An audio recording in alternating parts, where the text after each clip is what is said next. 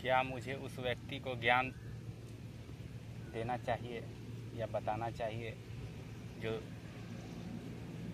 ज्ञान सत्य को सुनने से इनकार करता है, या तुम्हें ही दोषी ठहराता है, या उसे वैसे ही छोड़ देना चाहिए? देखो, ऐसा कोई भी व्यक्ति नहीं है जिसे सत्य सुनना पसंद ना हो। लेकिन बात ये है, वो इतने समय से जो इस जड़ के साथ जी रहा है, शरीर के साथ जी रहा है, वह इस कदर जुड़ा हुआ है, उसको छोड़ना नहीं चाहता। तो वो देखता है ना कि छोड़ दूंगा सब कुछ मिट जाएगा, कुछ भी नहीं बचेगा। इसलिए ऐसा बात नहीं है, उसे अच्छी अच्छी बातें सुनना पसंद होता है, गीता भी पढ़ना पसंद होता है, रामायण महाभारत एक से एक ग्रंथ है, बहुत चीज़ें पढ़ता है। लेकिन सिर्फ उतना ही उसे पसंद होता है या पढ़ना पसंद करता है जितना से उसका काम चल सके। वह उससे ज़्यादा वो सुनना नहीं चाहता है। मतलब काम चल सके मतलब कि वह अपने जीवन से इतना ही सीखना चाहता है, अपने जीवन में उतना ही लाना चाहता है जितना से उसका ये जो परिवार में जो समस्याएं आती हैं उससे थोड़ा राहत मिल सके। कैसे एक गाड़ी होती है जो बहुत ख़राब हो गया, घिसा पिटा है, उसमें उसका पॉलिश किया जा सके, और उससे ज़्यादा वो कुछ नहीं चाहता। तुम देखे होगे किसी को समझाते हो तो उसे सुनना पसंद होता है, लेकिन वो ज़्यादा देर तक तुम्हारे बातें को ग्रहण या सुन नहीं सकता, उब जाएगा। या सुन लेता है, थोड़ा जान लेता है, और कुछ लोगों के बीच ज्ञान देने लगता है, अहंकार उसका और मजबूत हो जाता है। तो ऐसे व्यक्ति को ज्ञान देना चाहिए या बताना चाहिए कि नहीं? तो देखो, ऐसे व्यक्ति को सुनना तो पसंद होगा, कभी कभी उसे सुनना पसंद होगा, लेकिन उससे ज़्यादा नहीं चाहिए। और उसको तुम खींच कर बैठा नहीं सकते हो कि सुनो सुनो। सुन लेगा, थोड़ा मज़ा आ जाएगा, लेकिन वो झूलता रहता है, कभी इधर कभी उधर, कभी उधर कभी उधर। एक पैर दूसरे नाव में, एक पैर दूसरे नाव में, वो भटकता रहता है। ठीक, उसका जीवन इसी तरह चलता है। तो क्या ऐसा व्यक्ति इसी तरह, हाँ, वैसा व्यक्ति इसी तरह जन्म जन्मांतर तक उसका जीवन इसी तरह चलता रहता है, इसमें कुछ भी विशेष नहीं होता। लेकिन प्रकृति जो माया है, शक्ति है, वो उसे ठहरने थोड़े देगी, उसमें परिवर्तन होता रहता है। उसको तो जाना ही पड़ेगा, आज जाए या कल जाए, या अगले जन्म जाए या उससे अगले जन्म जाए, उसे जाना ही होगा, वो रुक नहीं सकता, उसे जाना ही होगा।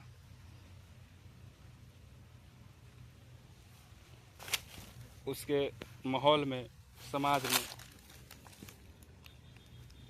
प्रकृति में ऐसा परिवर्तन होगा, उसे मिटना ही होगा, उसे सत्य का बोध स्वीकारना ही होगा। सत्य का बोध नहीं होता, सत्य है, उसको स्वीकारना ही होगा। वो चाह कर भी उससे बच नहीं सकता। इसी के साथ साथ बहुत से लोग अपने बहुत सारे रिश्ते भी बना लेते हैं, उसके पास एक भी सच्चा रिश्ता नहीं होगा, और उसको थोड़ा दुख भी होता होगा तो एकांत में जाकर रोता होगा। उसका एक भी रिश्ता ऐसा नहीं होगा कि वो किसी के पास जाकर उसे अपना दिल का बात भी बता सके। फिर भी देखना, अपने आप को बचाने के लिए, अपने आप को बनाए रखने के लिए जानता है कि नहीं है, फिर भी हमेशा बेचैन रहता है, और इसी तरह उसका जीवन चलता रहता है।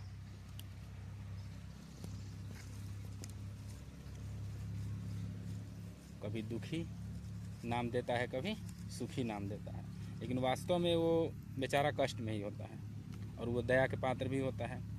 और इसी में आकर कुछ ज्ञान भी देते हैं। ज्ञान भी प्राप्त करने के लिए और अनुभव प्राप्त करने के लिए इधर उधर भटकता भी है, पढ़ता भी है। सब ठीक है, इसमें कोई भी उसका दोष नहीं है।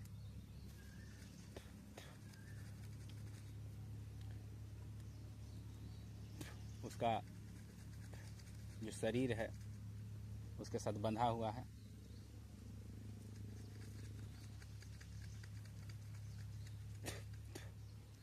अर्जुन को भी कृष्ण भगवान को कितना समझाना पड़ा था, अर्जुन को समझाना पड़ा था। दुर्योधन को छोड़ दो, अर्जुन को समझाना पड़ा था। फिर भी तुम जानते ही।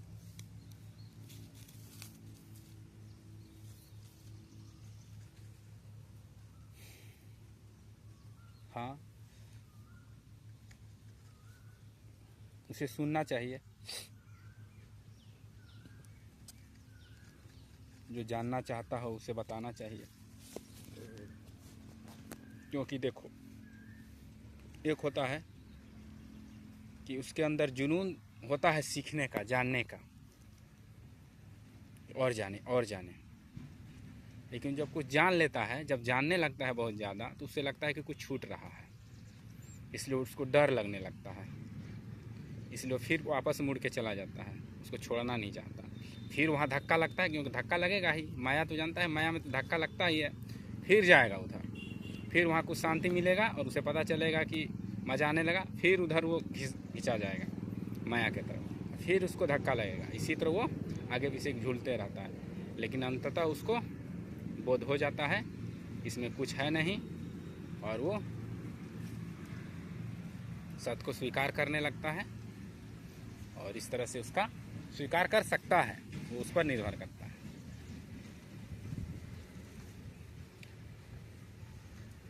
अगर वो इस परिस्थिति को पार कर ले, इस कंडीशन को, आगे पीछे वाले कंडीशन को अगर वो पार कर ले और वो समझ जाए यहाँ चल क्या रहा है, इधर उधर चल क्या रहा है, तो वो उसको पार कर ले, तो वो तो सत्य में स्थित हो गया,